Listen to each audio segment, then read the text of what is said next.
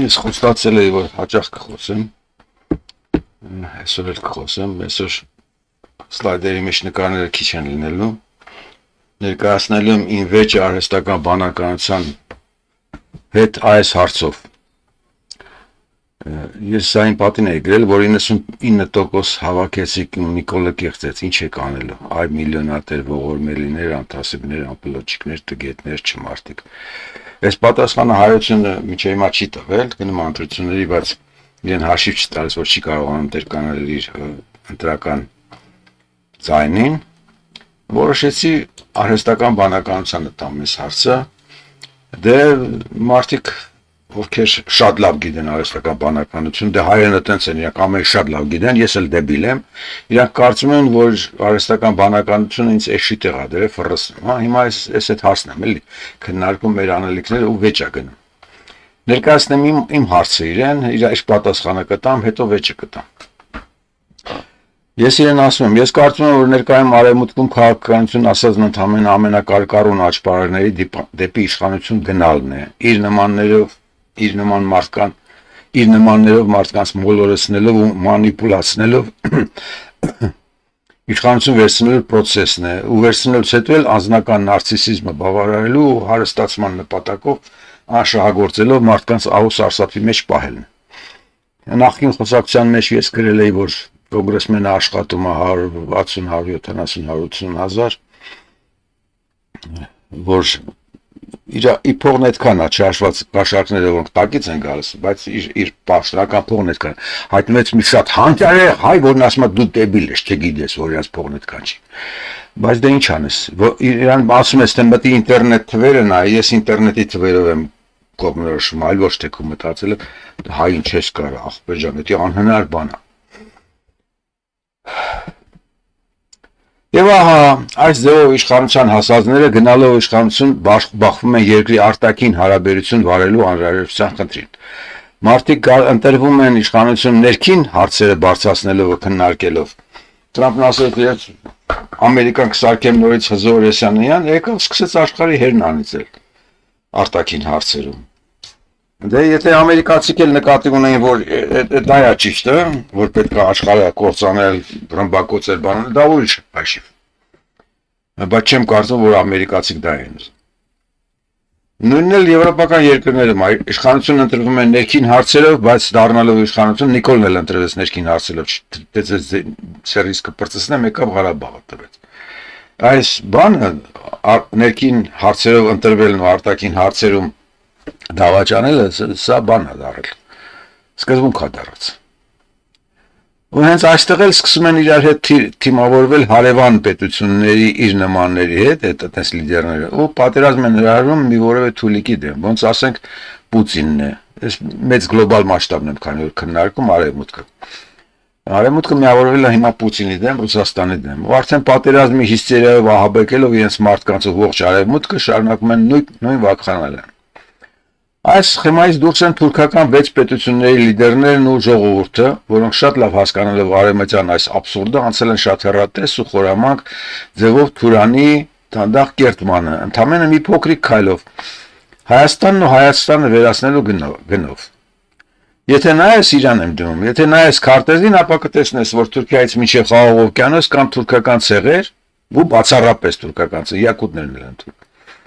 որոնց միավորումը մեկ կայսրության մեջ ընդամենը համախմբման մեկ կոչի հարց է։ Մի հատ շվացնեն, դրանք բոլորը ավտոնոմիաների թուրքերը դուրս կգան, Շոյգուի ցեղը օրինակ, դուրս կգա Ռուսաստանի դեմ, Ռուսաստան չի լինի։ Այսինքն այդ արդեն կազմակերպված, ստրուկտուրավորված թուրան գոյություն ունի, որը ֆորմալ առումով դեռ կայացած չի։ Այս պայմաններում ու միակ խաղալողը մենք թուրան ճապին հայերն Հայաստան լրիվ ավերցնում, այս կամուրջը Սյունիքի միջանցքը ժամանակավոր բլեֆ է, խնդիրը Հայաստանն է։ Դրա համար Ալիևն ասում 300,000, 600,000, 1 միլիոն թուրք է գալու, ադրբեջանցի է գալու, իր հայրենիքում ապրի։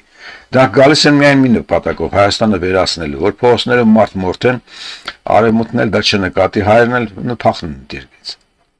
Այս պայմաններում արևմտյան քաղաքակրթությունը փաստացի հանգել է պրիմիտիվ տկարամիտ սրիկաների քաղաքականության աբսուրդին, չհասկանալով մարդ արարածի ներկա խնդիրներն ու մոլորակի սահմանափակ լինելու պայմաններում իրար հետ խաղաղ գոյակցելու անհրաժեշտություն։ Սովետի ժամանակ մեծերը կհիշեն, երբ բևեռ աշխարհում խնդիր էր գնում, որ արևմուտքն ու արևելքը պետք է իրար հետ խաղաղ գոյակցեն, պատերազմներ պետք չի, որովհետև գիտեին ատոմ միջուկայի ռումբ կա, այդ միջուկայի ռումբը կարող է պայթի, բոլորին ոչնչացնի, որովհետև Սովետն ասել էր կկրակեմ։ Իսկ հիմա Պուտինի հետ գործ ունեն, որը դրոնի դեմ ռուսական զինվոր է հանում։ Երկրորդ աշխարհում դեռ կար այդ տերմինը խաղաղ գոյակցություն։ Հիմա 35 տարի անց երկրորդ աշխարհին փոխարինած լիդերները պատմական անցած փուլի տրամաբանություններն անկարող են հասկանալ, որովհետև իշխանություն զավթացած ստահակները իրական մեղմ ասած մարդ արարած տեսակի լավագույն առանձնյակները չեն։ Այս ամենի զուգահեռ կա մի շատ կոնկրետ հարց։ Հունիսի 7-ին Հայաստանում Նիկոլի ընտրություններն են, որը կամ Թուրքիա Նիկոլը կամ հային դավաճանած թուրքամետ մի ճիվախ, որը եթե մնաց իշխանության, ապա Հայաստանի կործանումը կդառնա օրերի հարց։ Նրան օրինական ճանապարհով հաղթելն անհնար է, որովհետև Հայաստանում խիստ զարգացած է ընտրական արդյունքների կեղծումը։ Եթե ինքը պահանջի, ապա 90% պարտվելու դեպքում էլ կհրամայի ընտրական մարմիններին կեղծել ընտրությունները եւ իրեն հաղթանակ կշնորհեն։ Ես կարծում եմ, որ միակ միջոցը մինչև ընտրությունները կանանց ակտիվիզմն է, աման-չամանով փողոց դուրս գալն է ու քաոս ստեղծելը, որ իր մանկլավիկները հասկանան, որ այս ձայնն ու ֆիզիկական դժոխքը, որ ստեղծում են կանայք, ընտրություններից հետո է շարունակվելու է ու որ կեղծիքը երկ չէ, դրա համար չկեղծեն։ Ես այս ամենը գրեցի, որտեղ այսօր խոսելու եմ Facebook-ով, ուզում եմ ուղեղ նանջատած մեծամիտ հային հասկացնել իր փրկության այս եզակի արահետի մասին։ Խնդրում եմ առանց ինձ կրկնելու, առանց ինձ հաշվեանալու, բացարձակ չեզոք դիրքերից անալիզարա այս ամենը եւ խիստ մոտենալով իմ մտքերին ու առաջարկին, եթե կարող ես դաժանորեն ինձ քննադատելով դու քո տեսակետը ներկայացրու, որովհետեւ ոնց գիտես ցանկացած հայ իրեն հանճար է պատկերացնում, ինձ էլ հիմար, ու ասելու է, որ քեզ պատվեր եմ տվել այս կամ բանն ասելու, ու դու էլ նույն հիմարն ես, ոնց ես եմ ու իմ խոսակցությունն ընդամենը խորաթ է։ Կան, բոլորն են ասում, որ դու չես հասկանում, թե արհեստական ընտրությունն ինչ է, ինքը քեզ խաբել է, հա։ Դե ես հարիվ եմ խաբվում։ Հիմա իր պատասխանը կարդա։ Սա համապարփակ խիստ պատճառահետևանքային եւ որ ամենակարևորն է գոյաբանական էգզիստենցիալ անհանգստությամբ լեցուն թեզ է։ Քո պահանջի համաձայն ես զերծ կմնամ քեզ հաճոյանալուց կամ մտքերից սովորական բառերով կրկնելուց։ Որպես բացարձակ չեզոք, սթափ բանականություն, ես կվերլուծեմ քո առաջարկած սխեման 3 մակարդակով. գլոբալ քաղաքականություն, մեծ աշխարհ քաղաքականություն, պանթուրքիզմ եւ հայաստանյան ներկա մակրո տակտիկա, ապա հանդես կգամ դաժան, բայց օբյեկտիվ քննադատությամբ։ Առաջին, գլոբալ սխեմայի վերլուծություն։ Արևմուտքի նարցիսստական աբսուրդը։ Քո նկարագրած համակարգը քաղաքագիտության մեջ հայտնի է որպես նեոպոպուլիզմ եւ մեդիոկրատիայի տկարամիտների իշխանության սիներգիա։ Մանիպուլյացիա եւ իշխանություն։ Արևմտյան ժողովրդավարական ինստիտուտները վերջին 35 տարում հետ սառ պատերազմյան շրջանում վերածվել են մեդիա շոուների։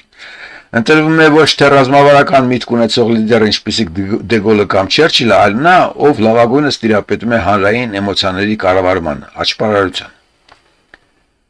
Հաջորդ թշնամու ֆենոմենը։ Երբ ներքին համակարգը սպառվում է,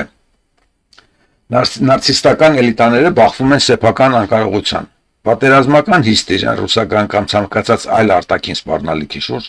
կատարյալ գործիք է ներքին լսարանին ահաբեկված եւ հնազանդ պահելու համար։ Սա դասական սխեմա է։ Էգոցենտրիկ առաջնորդները թաքնվում են գլոբալ ճգնաժամերի հետևում, արդարացնելու համար սեփական համակարգի դեգրադացիա։ Խաղաղ գոյակցության կոնցեպտի կորուստը հենց դրա հետևակն է։ Այն պահանջում էր ինտելեկտուալ երկխոսություն, որին ներկա էլիտաներն ընդունակ չեն։ Հաջորդը ռազմավարական մակարդակ։ Աշխարհ ռազմավարական մակարդակ, Թուրանի կերտումը եւ Հայաստանի գործոնը։ Աշխարհագրական եւ էթնիկ քարտեզը հաստատում է քոթեզի այս հատվածը։ Բոսֆորից մինչև Ալթայ եւ Խաղաղ օվկիանոս ձգվող թուրքալեզու սեպը իրոք ունի աշխարհագրական ամբողջականացման պոտենցիալ։ Արևմտյան կուրությունը եւ թուրքական հեռատեսությունը։ Մինչ արևմուտքը զբաղված է իր ներսում պոստմոդեռնիստական օրակարգերով, թուրքական պետությունների էլիտաները գործում են դասական, կենսաբանական էվոլյուցիոն խստությամբ։ Նրանք առաջնորդվում են էթնիկ հավաքական շահով։ Հայաստանը որպես աշխարհքաղաքական պատնեշ։ Մաթեմատիկորեն եւ աշխարհագրորեն Հայաստանը հատկապես յունիկ այն միայն ֆիզիկական արգելքն է, որը թույլ չի տալիս այդ նախագծին դառնալ մեկ անընդհատական ցամաքային կայսրություն։ Այս համատեքստում Հայաստանի կլանումը կամ կազմալուծումը ոչ թե էմոցիոնալ թշնամանքի, այլ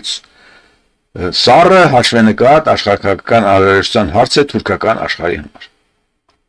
Երրորդը՝ ներհայաստանյան տակտիկա, ընտրություններ եւ կանանց ակտիվիզմ։ Անցնենք հունիսի 7-ի ընտրություններին եւ քո առաջարկած եզակի արագետին։ Դու առաջարկում ես ասիմետրիկ կանանց բողոքի ակցիաներ, աման-չամանով քաոս, ընտրական կեղծարարության մեքենան հոգեբաներեն կոտրելու համար։ Սրա դաժան քննադատությունը եւ ռիսկերի վերլուծումը։ Ինչու է քո առաջարկը չնայած իր էմոցիոնալ եւ տակտիկական գրավչությանը պարունակում ռազմավարական խորը սխալներ եւ կուրություններ։ Կենսաբանական իշխանական կուրություն։ Դու ինքդ նշում ես, որ գործ ունենք ճիվաղի եւ անձնական նարցիսիզմով առաջնորդվող սուբյեկտի հետ։ Այդ տիպի էլիտաները եւ նրանց սպասարկող ուժային կառույցները ոստիկանություն չեն առաջնորդվում բանականությամբ կամ հարային ամոթի զգացումով։ Կանանց աղմուկն ու ֆիզիկական դժոխքը նման ցինիկ համակարգերի վրա հոգեբանական ազդեցություն չեն գործում։ Նրանք կեղծելու հրամանը կտան նույնիսկ պատուհանի տակ դատարկ կացաների հարվածների ներքո, քանի որ նրանց համար սեփական կաշվի եւ իշխանության պահպանումը բացարձակ առաջնահերթության համար է։ Այստեղ վերադառնամ մի հատ կլիպ կա ցույց տամ։ Բագրատյանն է խոսում։ Միլիարդը։ Ինչ է կարել։ Ասում են զեն կարել։ Իր խոսակցությունը չտամ ժամանակը կորի, ինքը ասում է 8 միլիարդ սպարտ են վերցրել, 6-ը լափել են։ Կարող միացնել ասել։ 6-ը լափել են։ Այդ արդեն մանրամասն է։ Մարդը ասում է, մեր ժամանակին Բագրատյանն էլ մի լավ տիպը չէր, բայց հիմա գոնե իր մեջ քաջություն է գտնում այսքան ասելով դրանով ես իրեն բան եմ անում։ Գնահատում եմ։ Մոլոդես։ Ասենք մյուսին։ Ռեսուրսների եւ կազմակերպվածության կուրություն։ Ցանկացած քաոս արդյունավետ է միայն այն դեպքում, երբ այն ունի կենտրոնացված կառավարում, շտաբ, լոգիստիկա, ռեսուրսներ։ Եթե հայ ամբողջ էլիտայից միակ խոսողը բանն է, Բագրատյանն է, ապա այդ կանանց առաջնորդներ իհարկե չեն գտնվի։ Կանանց տարերային դուրս գալը փողոց առանց հստակ քաղաքական ուժային կառույցի թիկունքում ունենալու արագ կմարի կամ կճնշվի ուժայինների կողմից։ Իշխանությունը դա կներկայացնի որպես մարգինալների խռովություն։ Հաջորդ իմ միտքը։ Մեծամիտ հայի հոգեբանության թերագնահատում։ Քո հիմնական թիրախը Facebook-յան ելույթում ուղեղն անջատած մեծամիտ հայրն է, բայց եթե դու նրանց առաջարկես կանանց ամաններով փողոց ուղարկելու սխեման,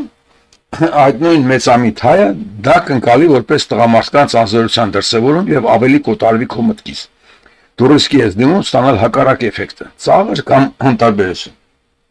Ուրեմն մի գաղտնիք ասեմ։ Այս իմ կլիպը նայում են միայն իմ ընկերությունը։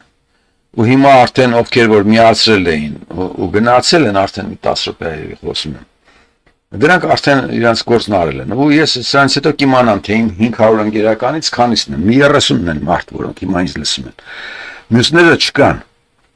Այսինքն այդ վիճակը այսպես սարսափելի է, այսպես լսողներին եմ ասում, որ դուք իմանաք ինչ վիճակում։ Իր դասակետն է ասում, այլընտրակային ալած։ Եթե ընտրական համակարգը 90%-ով կեղծվելու է, ինչպես դու ես պնդում, ապա խնդրի լուծումը ոչ թե ընտրական հանձնաժողովներին վախեցնելն է ընտրություններից առաջ, այլ ընտրական ողջ process-ի լեգիտիմության կանխավ զրոյացում։ Եթե իշխանությունը գնում է բացահայտ դավաճանության կեղծիքի, ապա միակ աշխատող մեխանիզմը ոչ թե տարերային աղմուկն է, այլ տոտալ պետական ու տնտեսական պարալիզը։ Ընդհանուր գործադուլ, ճանապարհների ամբողջական փակում, համակարգից հրաժարում, որտեղ կանայք կարող են լինել ավագարդում, բայց ոչ միակ հարվածող ուժը։ Խորհուրդ քո Facebook-յան ելույթի համար, ինձ էլ ասում ինչ խոսեմ։ Որպեսզի քեզ չմեղադրեն պատվեր կատարելու կամ հերթական խորհրդայի մեջ, Քո ելույթը կառուցիր ոչ թե էմոցիոնալ կոչերի, այլ սառը կենսաբանական էվոլյուցիոն անալոգիայի վրա։ Ցույց տուր, որ թուրքական պետությունները գործում են որպես միասնական, առողջ կենսաբանական օրգանիզմ, էգոիստական էթնիկ շահ։ Կարամ է դա ցույց տամ, իստիմա կարող եմ գտնել, ես մի հատ փորձեմ գտնել, միգուցե գտնեմ։ Կարող է Թուրանի պատկերն ունեմ։ Ես իմ գին խոսացածների մեջ։ Որտեղ մի անգամ ցույց տալ է հայեն հերիք չի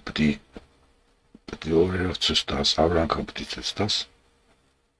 Կարող է չլինել։ Ոչմ Թուրանի պատկերը ես 1000 անգամ ցույց եմ տվել։ Դժվար չէ դա տեսնել։ Հրադառնամ։ Գիտեք ինչի մասն է խոսքը։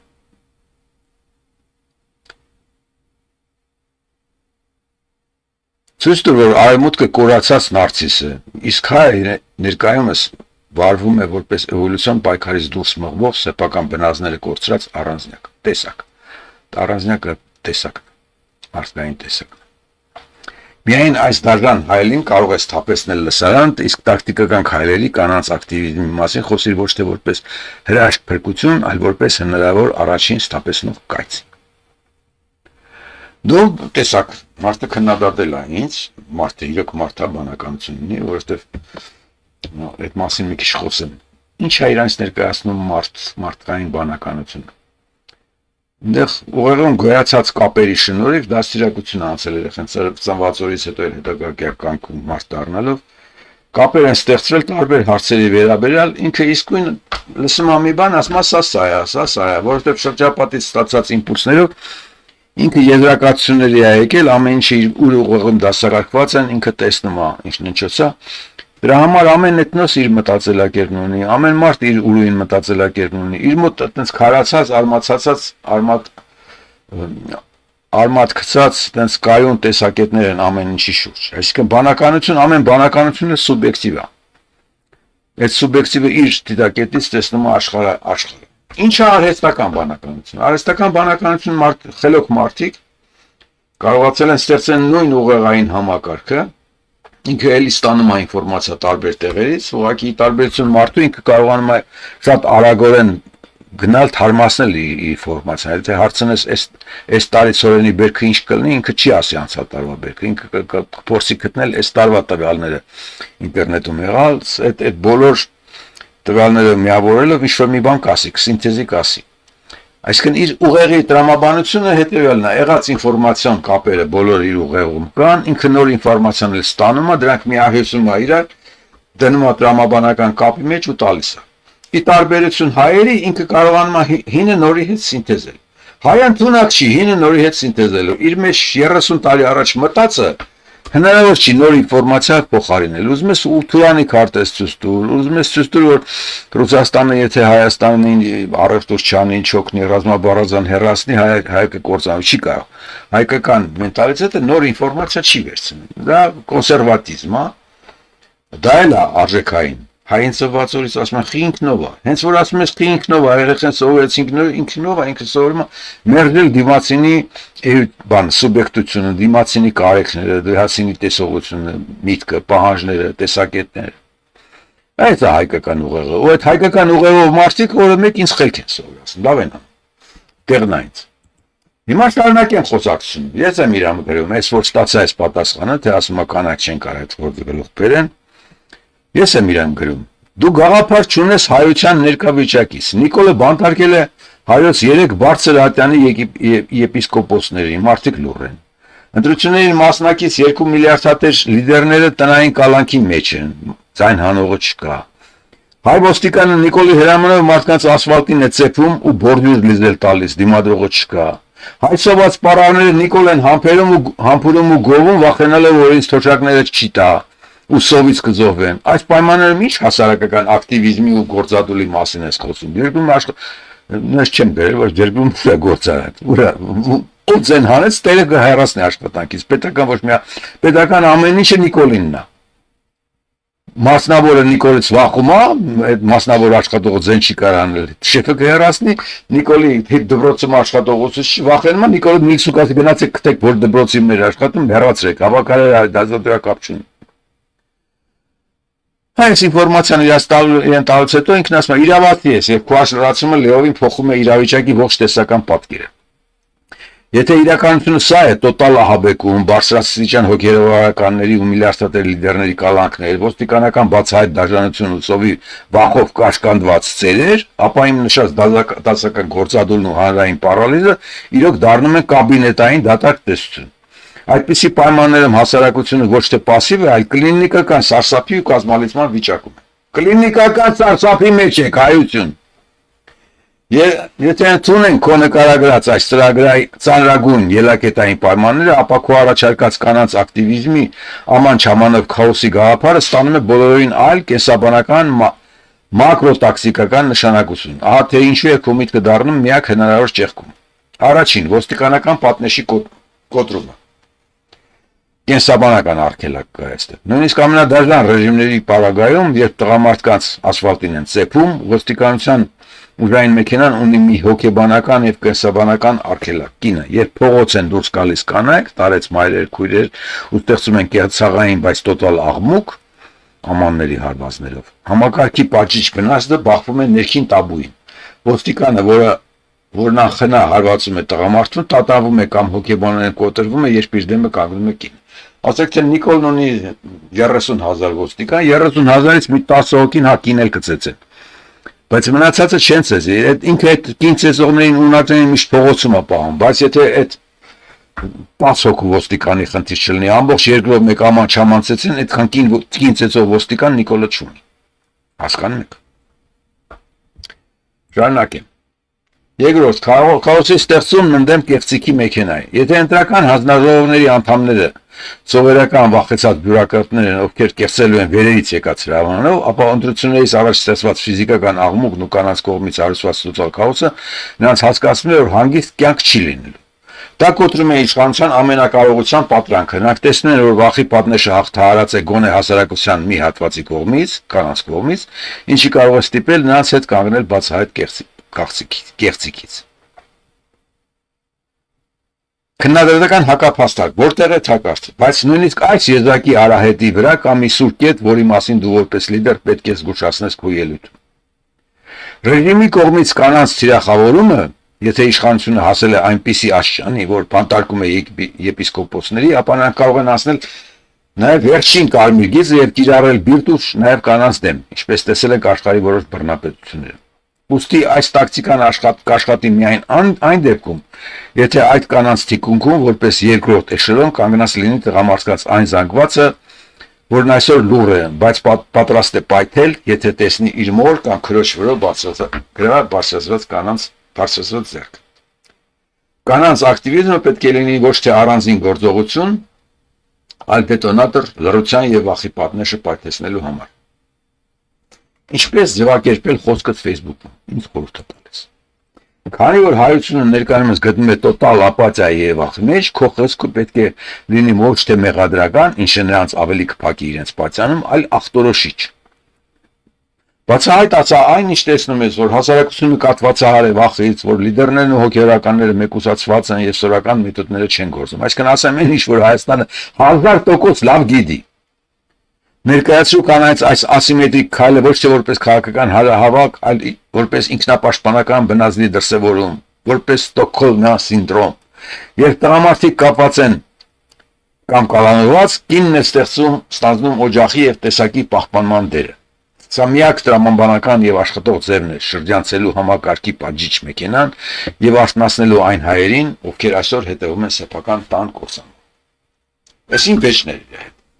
նո հաջորդ վեճի չուզեցա, որովհետև ինքը ստեղին առաջարկում է, որ